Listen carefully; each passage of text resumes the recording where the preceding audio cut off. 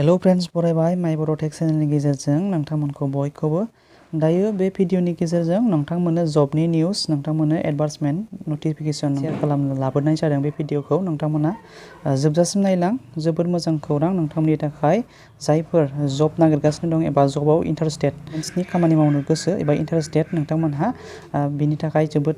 गोजोनथाव खौरां जागोन आरोना नोंथांमोना फार्स्ट टु लास्ट जोबजासिम नाय बेनि माखासे क्राइटेरिया आरो भेकेन्सिसफोरखौ जोङो नायगोन SSC-GD कनस्टेबल 2023 आवनो नटिफिकेशन होबाय आरो बेनिफ्राय नोंथांमोना बेनि जबखौ 2024 आवहालागै नोंथांमोना मोननो हानाय जागोन एबा जयनिं जानो मोननाय जागोन बेनि माखासे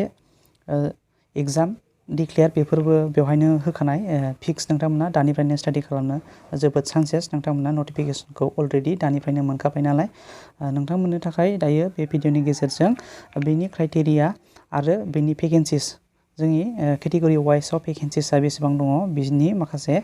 टेबोलफोरखौ जों नायगोन आरो क्राइटेरिया क्वालिफिकेशन एज बेफोरखौ जों बेहाय नायगोन आरोना नोंथांमोना भिडिअखौ फार्स्ट टु लास्ट नायदो आरो हाजासे शेयार खालाम लोगोसे चेनेलाव गोदानबा साबस्क्राइब खालाम नोंथांमोनखौ आंनिफ्राय फिसा रिक्वेस्ट खालामबाय जाहाथे नोंथांमोननि मददजों बेफोरबायदि भिडिअ बानायबाय थानो सुबिदा मोनो 28 डिसेम्बर बेहाय लास्ट डेट जाहैगोन एप्लाइआ अनलाइन मडआव जागोन आरो बेनि एग्जामा जाहैबाय CBT जायो कम्पिउटार बेस टेस्ट नोंथांमोना बयबो जानो हागौ मिथिखायो आरो जायफोर गोदान जब होसोग्रा बिथांमोना जे मिथिथ'आबो जानोबो हागौ बिथांमोना बेनि एग्जामा जाहैबाय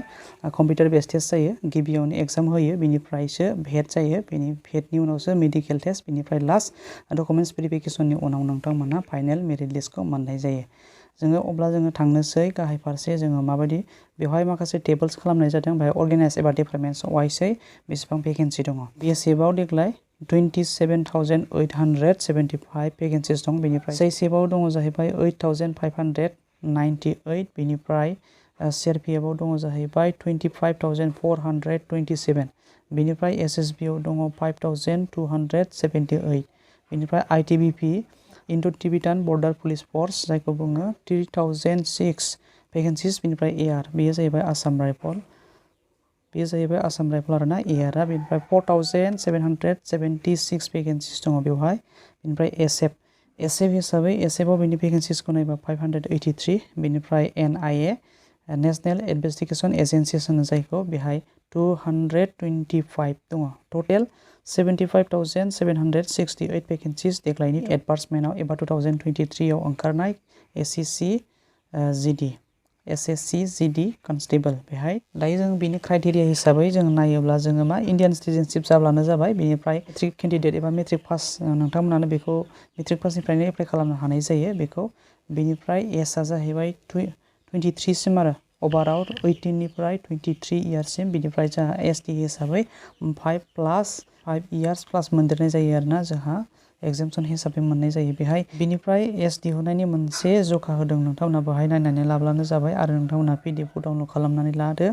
बेनिफ्राय जोङो बेहाय जों नुनो मोनखादों एज लिमिट हिसाबै बेवहाय ST आरो SC नि थाखाय 5 इयार्स मा होनना बुंदों रिलेक्सेसन दङ एज रिलेक्सेसन हिसाबै बेनिफ्राय क्वालिफिकेसन होननानै बुङोबा जोङो मिनिमाम खमावनो 10 पास एबा मेट्रिक पास जानांगोन बेनिफ्राय एबभ बेनिफ्राय एप्लिकेसन फिस हिसाबै जोङो बेसेबां नांगौ ST हिसाबै दङना गैया जों बेहाय नायदो जोङो SC एबा ST हिसाबै बेवहाय गैया आरो निल बेनिफ्राय UR OBC MOBC बिथांमोना गासैबो मा होनो 100 एबा 100 रां एप्लिकेसन फिस होनो नांगोन जोंहा SC एबा ST नि थाखाय बेहाय निल आरोना एप्लिकेसन फिस जेबो लानाय नङा बेनिफ्राय गाहायाव जोङो नायगोन जोङो बेनि सिलेक्सन प्रसेसआ जाहैबाय फार्स्टआव जोङो एग्जाम होनो नांगोन एग्जामा जाहैबाय कम्पिउटार बेस टेस्ट जागोन आरो बेनिफ्राय 60 मिनिट्स माने 1 घन्टा जों लिरनो मोनो बेनिफ्राय बेनि मार्क्सआ जाहैबाय जों गाहायाव दा नायलांगोन माबायदि मार्क्सआ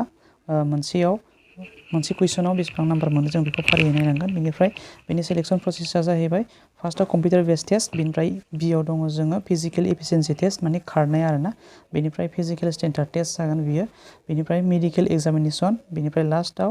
मेडिकेल एग्जामिनेसना बे दिनिया बेनिफ्राय लास्टआव डकुमेन्ट्स भेरिफिकेशन बेनिफ्राय लास्ट मेरिट हिसाबै बे डकुमेन्ट्स भेरिफिकेशननि गेजेरजोंनो नोंथांमोना जबखौ मोननाय जागोन आरो बिनि प्रसेसआ जोबोद गोख्रैनो जागोन नोंथांमोना बेहाय गोबाव नेथ'नो नाङा हिसाबै एग्जाम सेन्टार हिसाबै नोंथांमोना बेहाय सिलेक्सन खालामनानै लानो हायो मोनथाम सेन्टार सिलेक्सन खालामनायनि नोंथांमोना अप्सन मोनगोन जिखुनु जाया नोंथांमोना मोनथाम सिलेक्सन खालामनानै लानांगोन एग्जाम सेन्टारखौ बेनिफ्राय जों गाहायाव नायनोसै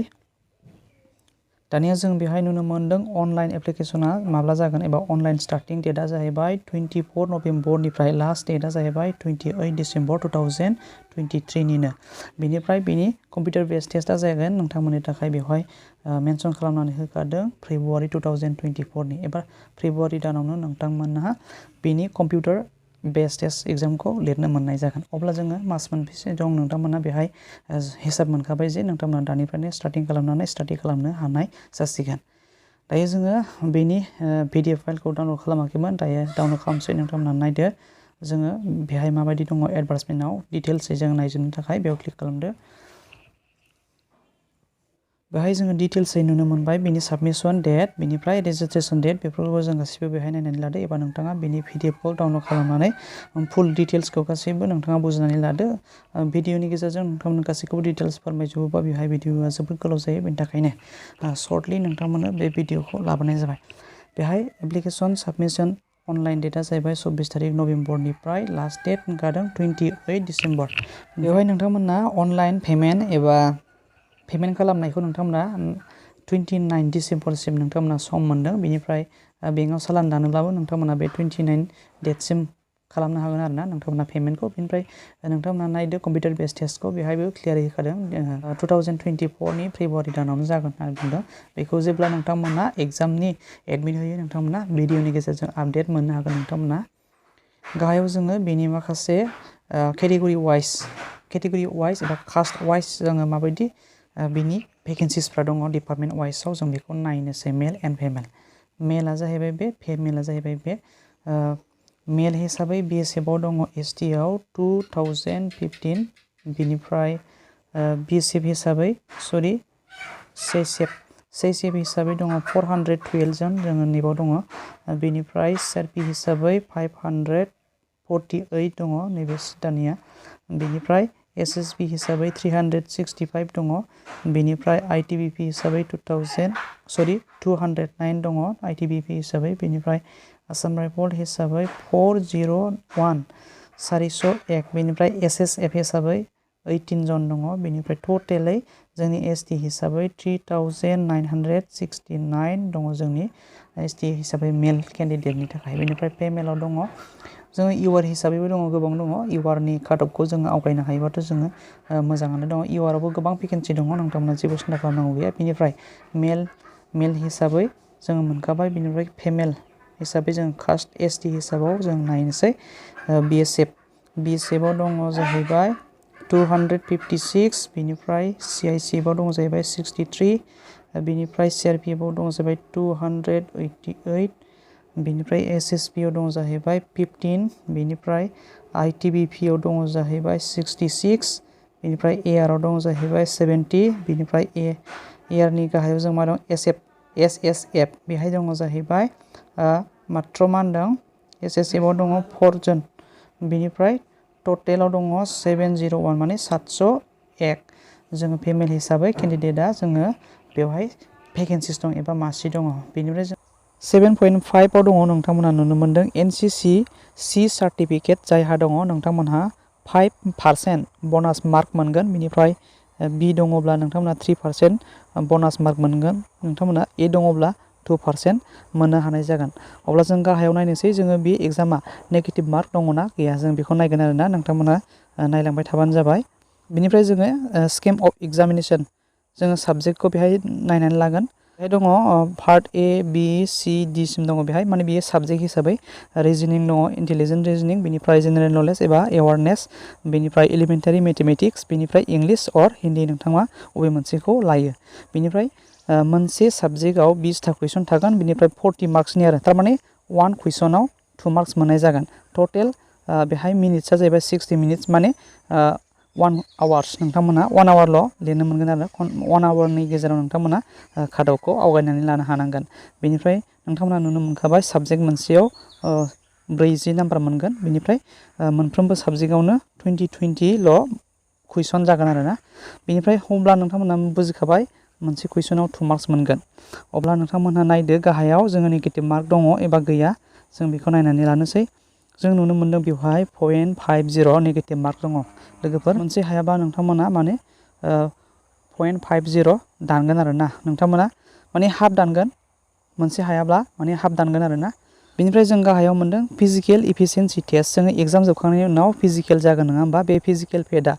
फिजिकेल इफिशिएन्सि टेस्टआ जाहैबाय मेल हिसाबै 5 किल'मिटार 24 मिनिटनि गेजेराव एबा 24 मिनिटजों नोंथांमोना 5 किल'मिटार हानांगोन आरो। बेनिफ्राय फिमेल हिसाबै नोंथांमोनहा बेहाय नुनो मोनदों 1.6 किल'मिटार